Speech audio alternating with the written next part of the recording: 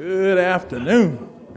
Let y'all in on a little bit of a revelation. I didn't have a gavel, but guess what? That worked better, didn't it? Good afternoon and welcome to our June 14th Rotary Club of Columbus meeting. We call our meeting to order, and of course we welcome you all. If you would join me in the Pledge of Allegiance to our flag.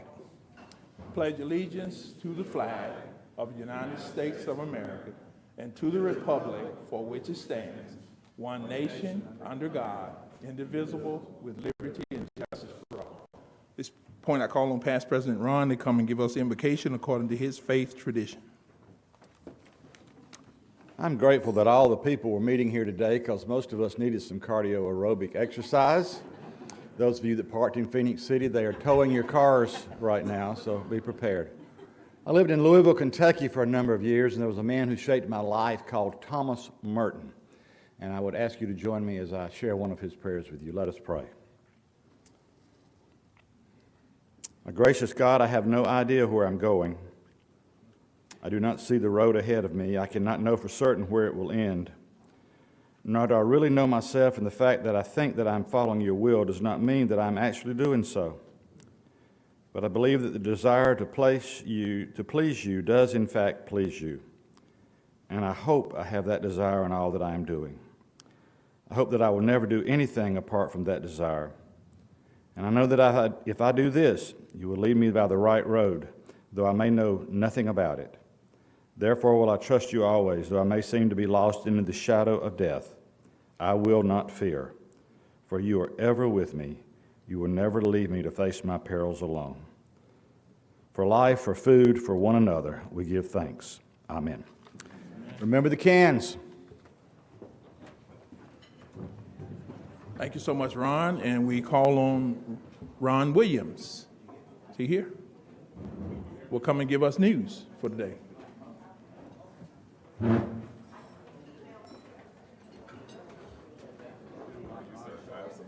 how are you, sir? Thank you, President Cedric. Good afternoon and happy Flag Day. President Woodrow Wilson proclaimed June 14th as Flag Day in 1916, and in 1949, U.S. Congress permanently established this day as Flag Day, which commemorates this day in 1777 that the Stars and Stripes were first adopted. Here are today's headlines. India and Pakistan prepare for a cyclone, Biparjoy, the first named cyclone in the Arabian Sea of this year, which is expected to make landfall tomorrow and could reach a maximum wind speeds of up to 124 miles per hour. In U.S. news, the Denver Nuggets franchise captured their first ever national championship, defeating the Miami Heat 94-89 in Game 5 of the NBA Finals Monday night. In local news, Columbus City Council votes to add additional funds to the Parks and Recreation budget. The funding is needed to provide routine maintenance to the parks. A special emphasis was placed on making the fields safe to play baseball. And finally, it was on this day in history in 1922 that President Warren G. Harding, while addressing a crowd at the dedication of a memorial site for the composer of the Star-Spangled Banner, Francis Scott Key, became the first president to have his voice transmitted by radio. The broadcast heralded a revolutionary shift in how presidents address the American public. However, it was not until 3 years later that a president would deliver a radio-specific address. That honor went to President Calvin Coolidge. Your weather forecast today: we are likely to have continuing storms. High winds and large hail may be possible, with a high of 80 and a low of 67. Thank you.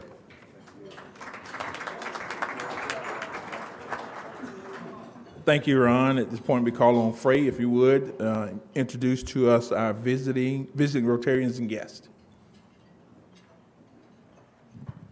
Thank you, President Cedric and fellow Rotarians. We have only one guest today. Ben Taylor has his son Charles Taylor. Charles is a rising sixth grader at St. Anne's. He's a star soccer player playing for the AFC Lightning and the Georgia ODP teams, where he's a defender. And we have already put Charles to work. He is truly living out the Rotary, the service above self theme of Rotary. So he's back there operating the camera right now. So, and also, as we are all aware, the Masons are meeting here and parking close to the building. But they did just come in and let us know that there's a blood drive in room 209 just around the corner. They're going to be there until 4 o'clock if anybody is so inclined. And they want to let us know that for donating blood today, they will give you an Amazon gift card. And you're entitled to all the snacks. If you didn't get enough food today, there are lots of snacks for post-donation recovery. And he did mention something about liquor later, so I don't know. We'll leave it at that. That's all we've got today. Thanks. Thank you, Frey. Let's give Charles a hand again and just look back over there. And that's what the future Rotary looks like. Let's give him a hand for being with us today. Thank you so much. At that point, I call on Michael, if you would come forward and introduce to us the Ralph Puckett Junior Soldier of the Week. Thank you, President Cedric. It's my privilege to introduce to you today Sergeant Alberto Covas, who is joining us from the Airborne and Ranger Training Brigade, where he serves as a religious affairs specialist. He is a son of Columbus, a native of Columbus, Georgia. His parents still live here, and he's a 2016 Northside grad. So we're glad to have you back in Columbus. He did his basic training after he joined the Army in 2016 at Fort Sill. Did I get that right? Yeah, Fort Sill in Oklahoma. And his advanced individual training at Fort Leonard Wood in South Carolina, originally to be a horizontal construction engineer. He reclassed to his current assignment as a religious affairs specialist. And with the Airborne and Ranger Training Brigade, he assists the brigade's chaplain in his duties. He has served in many leadership roles as a religious affairs NCO, to include team leader, strong bonds manager, and religious support facility manager.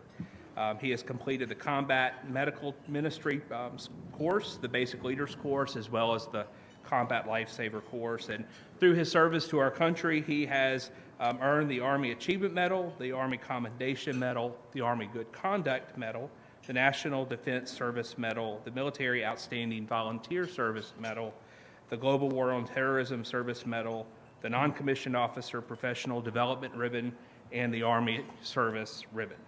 So with that, I'd like to ask you to help me welcome Sergeant Covas as we present him with a few items from our club.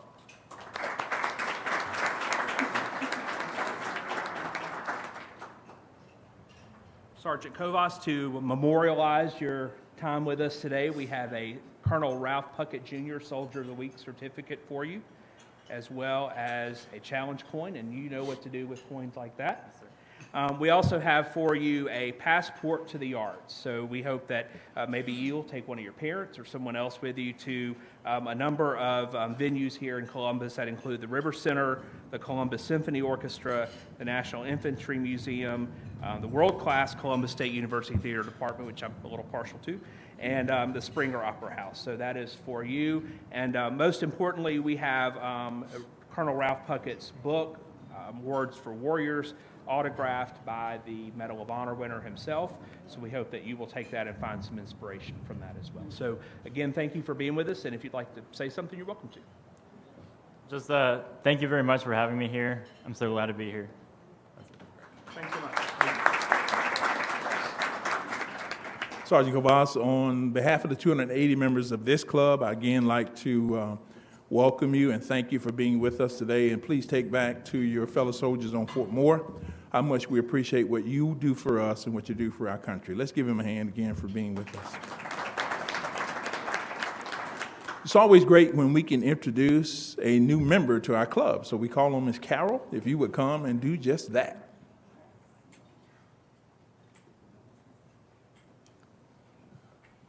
Thank you, President Cedric. I appreciate that. I am just so excited about introducing Bryson Chu. You're going to have to bear with me. I realized when I was sitting at the table I don't have my glasses. So anyway, Mike is the executive manager of the headquarter Nissan, originally from Chattanooga, then Virginia, and now he has moved here to Columbus for his new executive position. 12 years with Nissan, actually, and 15 years with Toyota, so he has an incredible career in the automotive industry. Prior military history, rather, He was in the Naval Intelligence for 4 years. After the Navy, he was 8 years in Chattanooga in the role of a DUI traffic officer. Bryson has a degree in law enforcement and a minor in criminal psychology. He's married and has 5 children, adult children, and having to be here without his family on this new assignment can be quite challenging, I'm sure. So we really want to welcome Bryson, and I have some things for you as far as your new member packet.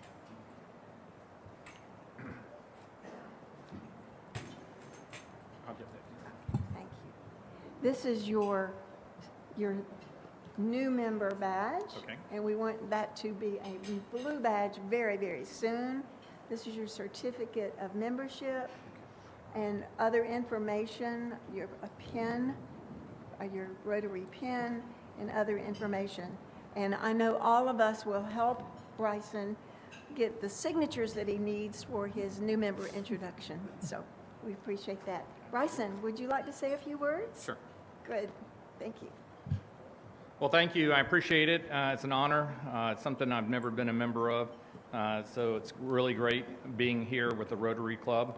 I'm looking forward to meeting everybody, all the members here, and getting to know you personally. So thank you very much. Let's welcome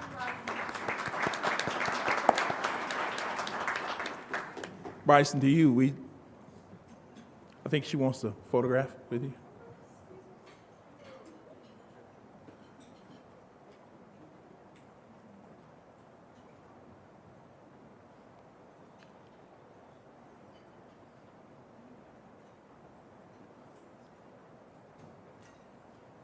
Bryson, we welcome you to the club, and we look forward to getting to know you and working with you so we move forward in Rotary.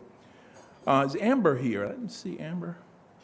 Amber Clark, she may be trying to, she's out of town, okay. She may have been trying to find a park. Anyway, Amber is heading up our Career Day process, and there's still spaces available for you to sign up. So if you will just reach out to Ms. Carroll and place your name in one of those slots that are available. We really need your support with our Career Day efforts and processes.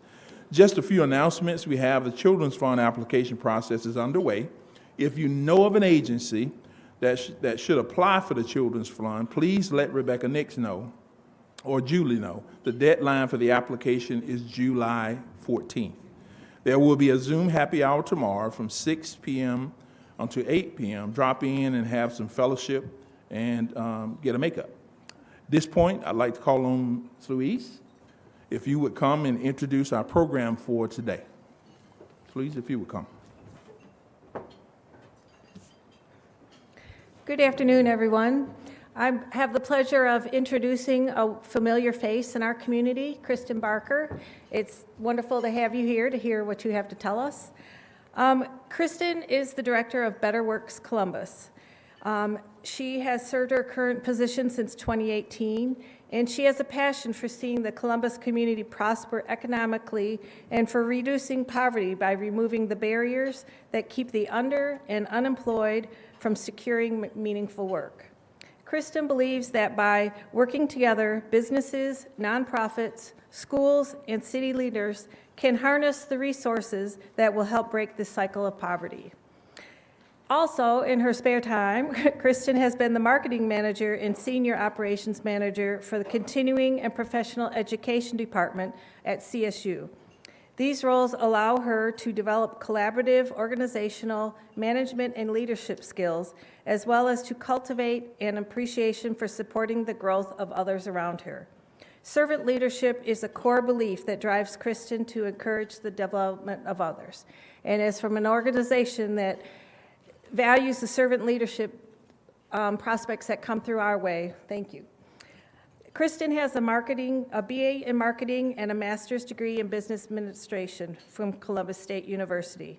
She understands the value of working to maintain a strong, supportive family and is a wife, a mother, and grandmother of 2 wonderful boys. Please help me welcome Kristin.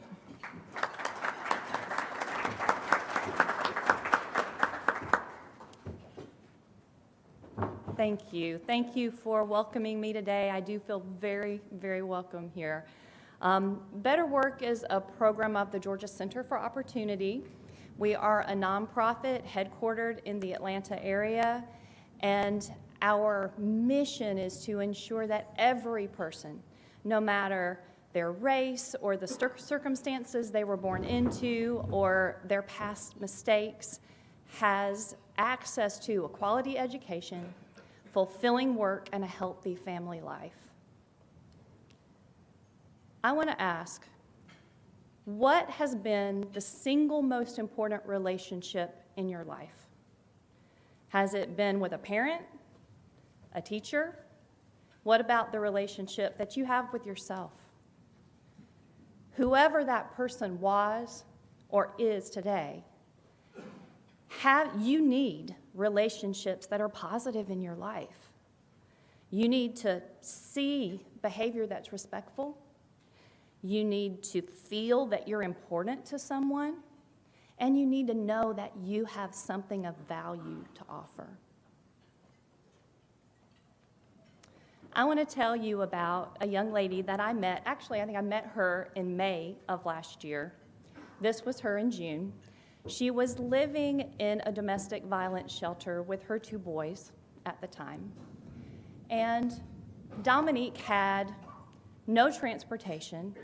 She had no real network to speak of. She had no goals.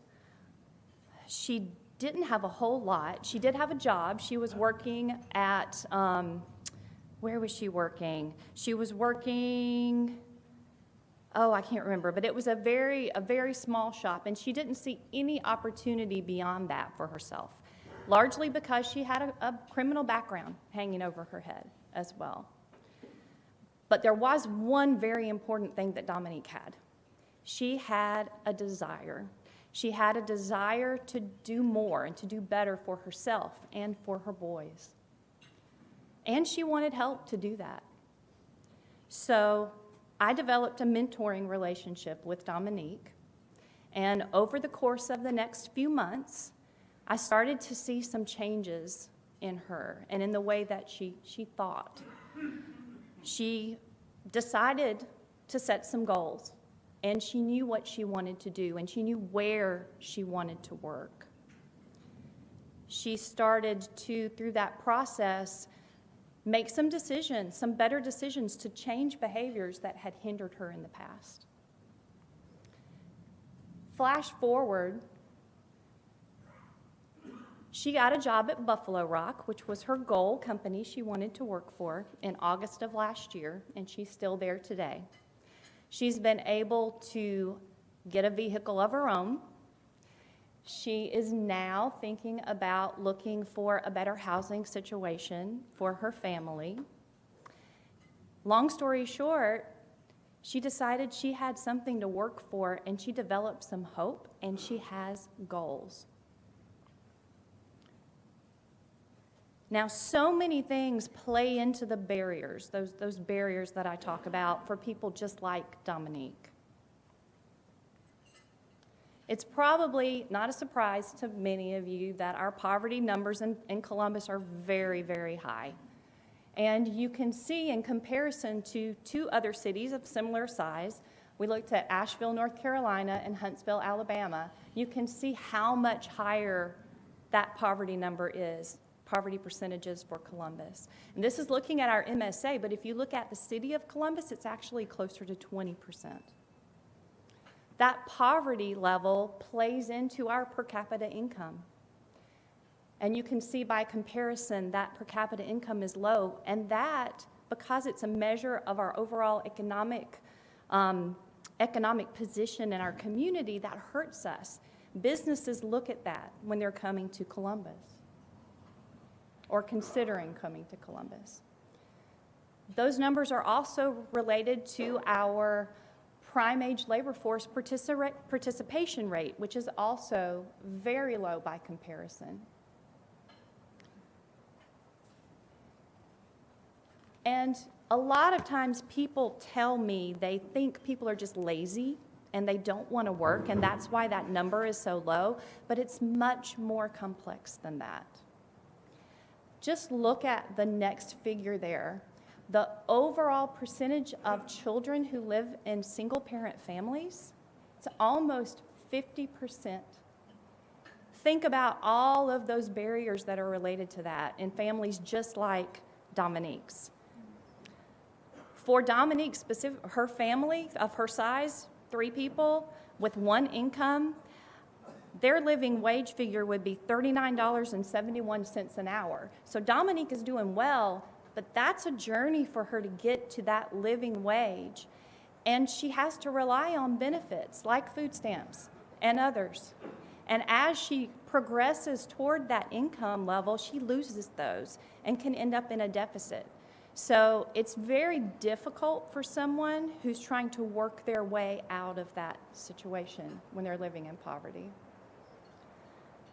Also, I wanted to note that the number or the percentage, and this is Muskogee County, not our MSA, but the percentage of people or households that are experiencing either high housing costs, overcrowding, lack of kitchen facilities, or lack of plumbing is 20%. Look how much higher that figure is than these other communities. And then nobody has to tell us that our crime rate is high, right, in Columbus. All of these things, they add layer after layer of barriers for people who are trying to get out of the situation that they're in. So I'd like to ask you to just do something for 1 minute. It won't take long. You'll see on you, I'm gonna come back over here where you can hear me. You'll see on your table a sheet that looks like this. It might be buried under something, so see if you can find it. It says Hidden Rules of Poverty at the top. It's a very short mini stability assessment. And what I'd like you to do is just take a minute and read through these questions. And if you can answer yes, put a check mark in that box. And then when you're done, just kind of wave at me so I know that you're through.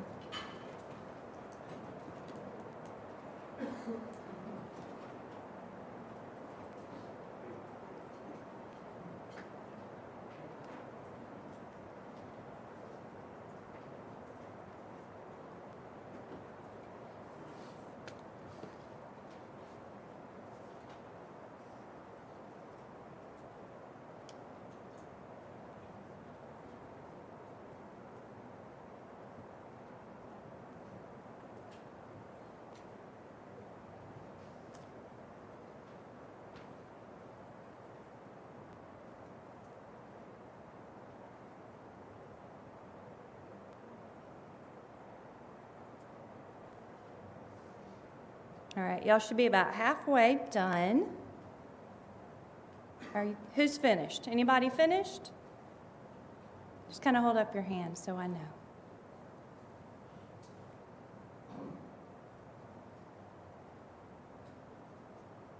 And it's kind of dark in here, so I know it might be hard to read the questions.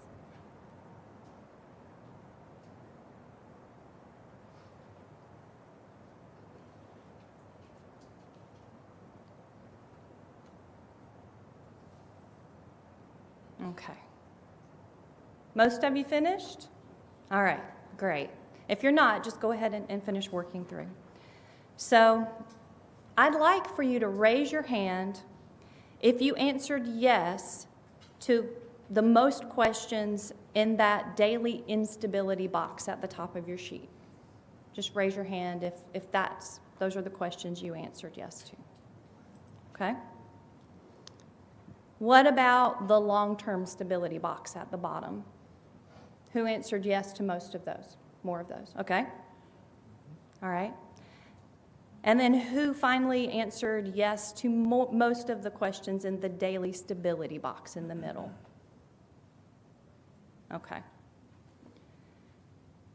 So I wanted to share this with you because if you're operating in stability, either daily stability or long-term stability, then you're not worried about your survival. But for those who are living in that daily instability, and they're living based on that way of thinking that you see kind of in those questions, it is about survival to them. It's about survival to them every day.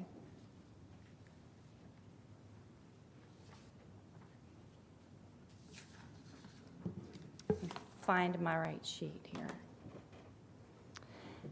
And what I want to look at when it comes to this is living in that daily instability. It impacts your way of thinking. It impacts your motivation.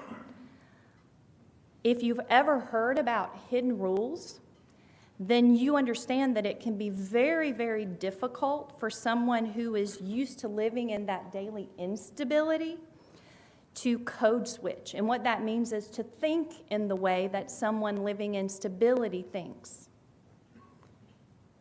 And there are norms associated with each of those groups. And the norms associated with daily stability are the norms we expect people to abide by in the workplace. That's very important. Each of these groups also has a driver that impacts motivation. And for someone living in stability, especially daily stability, achievement is generally that driver, which makes sense, right, when it comes to the workplace. But for someone living in daily instability, their driver is not achievement. Their drivers are primarily survival and relationships. And when I say relationships, I don't mean necessarily positive or healthy relationships. That means they look at relationships as a tool or a way for getting things done. But it is also true that there's not life transformation possible without relationship, because relationship is a core component of the way that people think.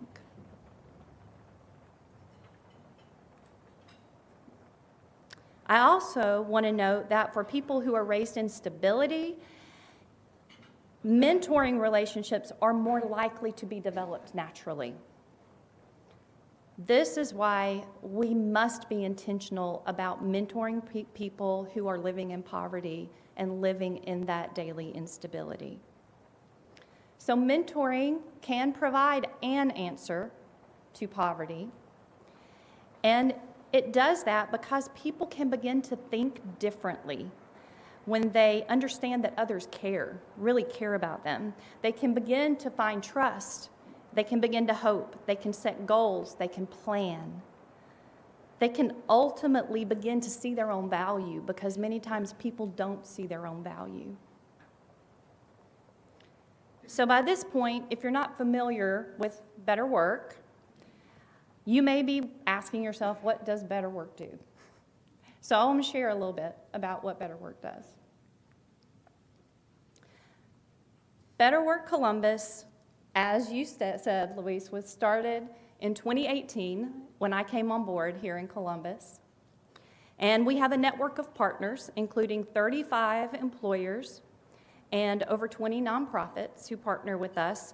We provide job leads as well as referrals to many of nonprofits for needed services. And then we also receive referrals from our nonprofit partners. We do provide some direct services as well. Primarily, people come to us for job information and referrals, for training and training connections, for help with resumes, and for mentorship. And we've developed some online tools. And those tools allow us to connect all of these components of our work while also collecting data, which is very important, and helping us to be informed about candidates' progress, so that ultimately the goal is to help them progress to a living wage so they can become self-sufficient. Our initial intake is available online 24/7.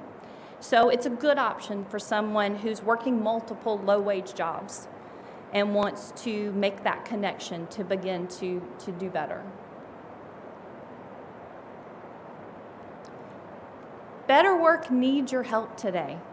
We need your help because we have people, lots of people coming to us who are ready to work, but they need mentorship for all of the reasons that I explained earlier.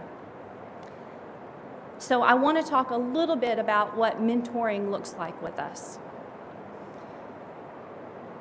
While mentors are not required to meet every week, we estimate that the time commitment is between 30 and 45 minutes per week, some weeks more, some weeks less.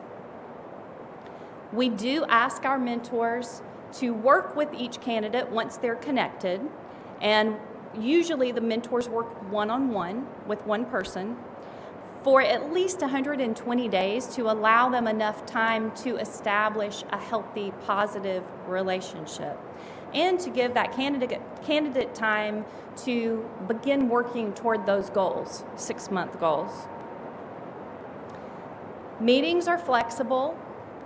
You can agree with the candidate on your schedule and their schedule. Also, we ask our mentors to share information back with us through our online portal so we know how that candidate is doing and how they're progressing. And then finally, there are opportunities to mentor in different ways. A lot of mentoring is done independently, one-on-one, but we also have opportunities in a classroom situation to mentor as well. I have people ask me all the time, what does a good mentor look like? Who is a good mentor? If you have patience, if you have empathy, if you are able to respect all people, and you have good emotional intelligence, then I would say yes, you are likely to be a great mentor. And then finally, I wanted to share how you can connect. If you are in this room and you think you would be a great mentor and you're interested in doing that, you can go to this website, and right now click on a link. There are links called Learn More. We're changing the name of that. I think it's going to be Apply Now. But you can click on one of those links to sign up and tell us, fill out a short application and tell us why you're interested in mentoring. I also have some cards. You would be amazing mentor cards. You could grab one of these that's got the website on it, but you can also share those with someone that you think would be really good at this. I'm also hosting 30-minute virtual information sessions on Facebook. So that's another good place to point someone that you think would enjoy this and would do this really well. They're on the Better Work Columbus Facebook page, and there's an event that allows people to go ahead and just click directly through. We're doing those once a month, and it has information on dates and times. And I also wanted to share, because, and you can see too, we're offering the basic training once you complete the application monthly. And it's always virtual. The first training is always virtual. And then from there, you learn about the schedule and the opportunities to meet in person and some group opportunities and additional training, things like that. Our next 2 training dates coming up are June 22nd. Usually they're over the lunch hour, 11 to 1, or July 12th from 11:30 to 1:30. And if we have a group of people who are interested and they'd like to have an evening training, I've got business cards. They could reach out to me, and I'm happy to set something up in the evening for them as well. So today, I'm here to talk about mentoring, and I'd love to talk to you more about that if you're interested. But I also wanted to let you know that if you are an employer and you are interested in receiving leads from us, there is a card that looks like this on your table, and you can learn more about how to become an employer partner. If you are a nonprofit and you want to talk about partnership and referrals, come and see me, let me know. And also, if you're at a company that values community involvement and you think your company would be willing to give people a little bit of time every week for mentoring, come and talk to me about that as well. We have some very supportive companies. Several, probably 3 or 4 of our mentors right now work at Aflac, and they love it. And so that could be a really, really great opportunity. So if you're interested in volunteering, if you know someone who might be, come and see me, get some cards, share the information. I would really appreciate it. Right now, we have an immediate need for about 10 mentors. But if you ask my program specialist, she would tell you we need 75. So there is a great need. And the more people come to us and learn about what we're doing, the more people we have requesting to work with someone as a mentor. So thank you for your time. I appreciate you letting me come today, and I'm happy to answer any questions if anybody has a question.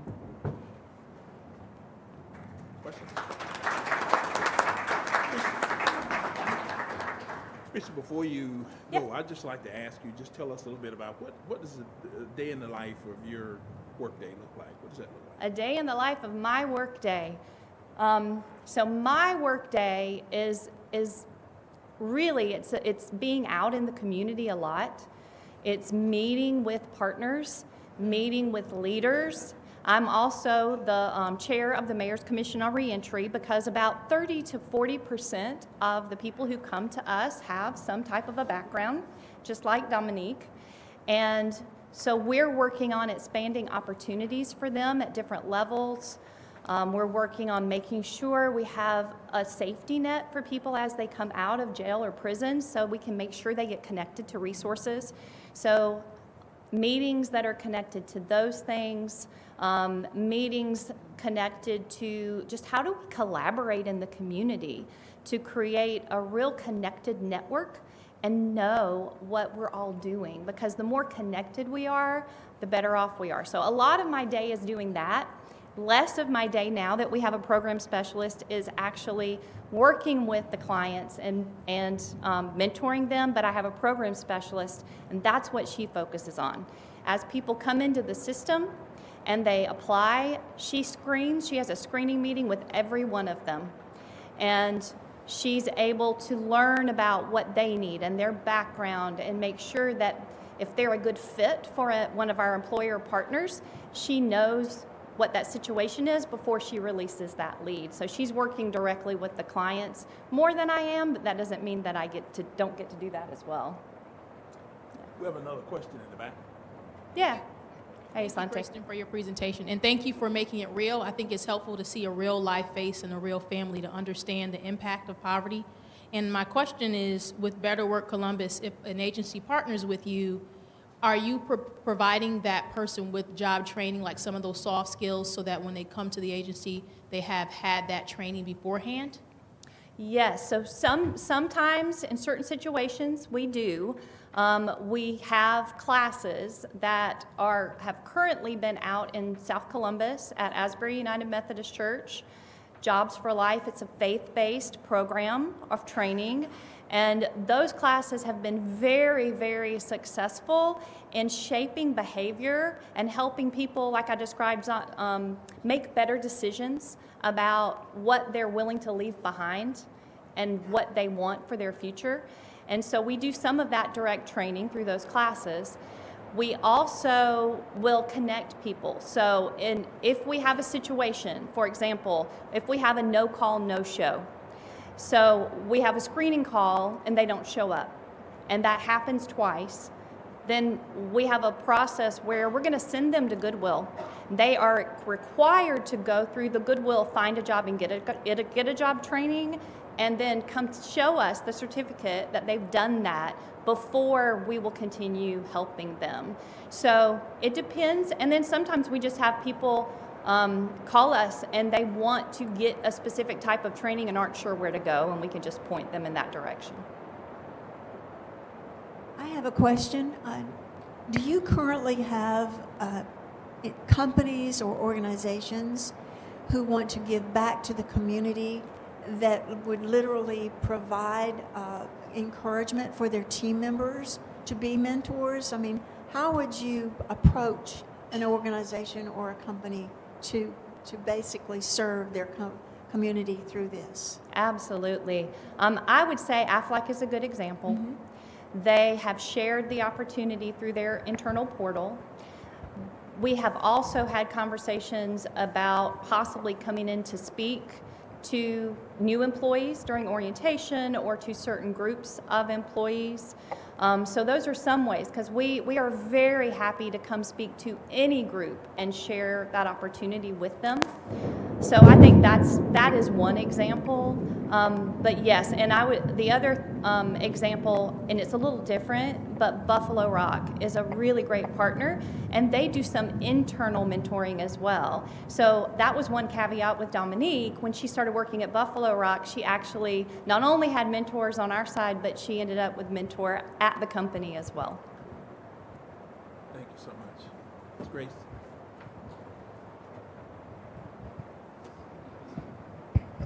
What's the biggest barrier your clients face that you see in our community? The largest two barriers are transportation and childcare, and those are hard.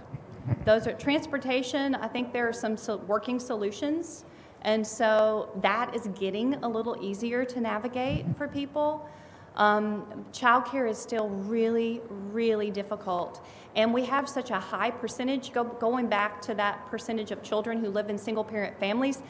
Sadly, that's typically a single mom, and so she may have 7 or 8 kids, and she may have 1 or 2 that are not school age yet, and she really wants to work, and there aren't many options for her for low-cost childcare. So that is something that, as a community, if we can come together and figure out ways to, I don't know, have voucher support or different solutions for that, it would be very, very helpful.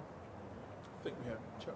What is the recidivism rate for the returning offenders that you work with? Recidivism rate in Columbus specifically? Yeah, the ones that you're able to touch. Are you finding they're going they're going back into a life of crime, or are they taking steps to get on a better path? Yeah, I am honestly not aware of any who have been re-incarcerated that we've worked with. Caveat, that's based on information that I'm getting back. And of course, if someone did become incarcerated, I don't think they would be communicating with us from jail. So, not 100% sure on that, but I'm not aware of any who have recidivated. Yeah. Thank you. Phil?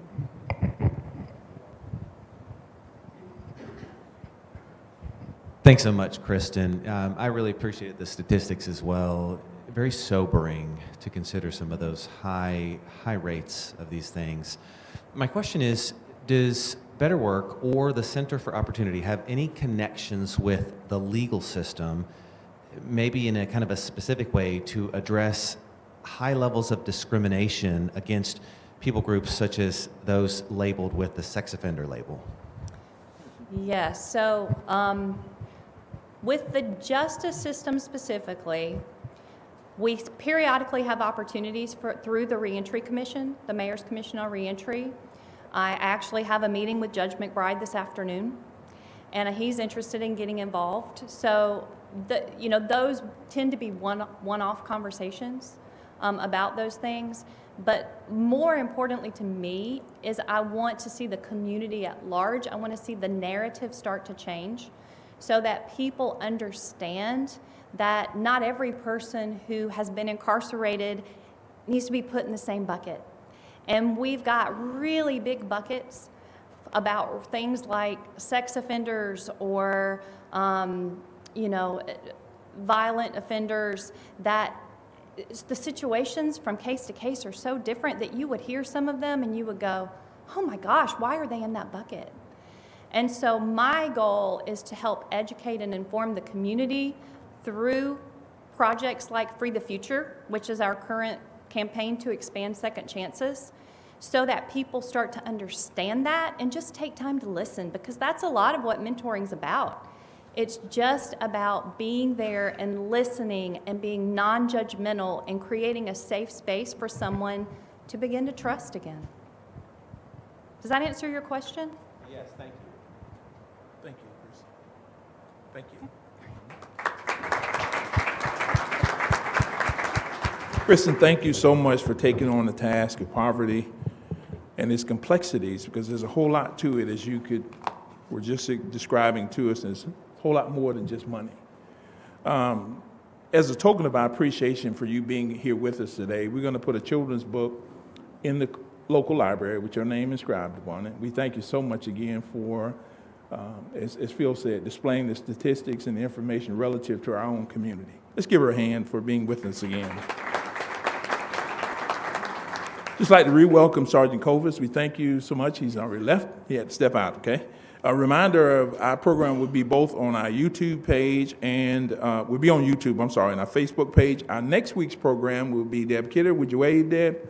The Turner School of Business.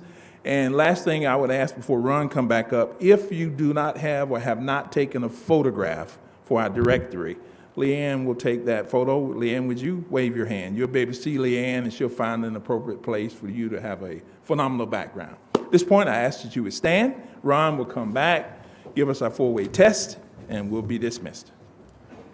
In the midst of the storms of life, of all the things we say, we think, and do, first, is it the truth? Second, is it fair to all concerned? Third, will it build good, real, and better friendships? And finally, will it be beneficial to all concerned? Go in peace and be dry.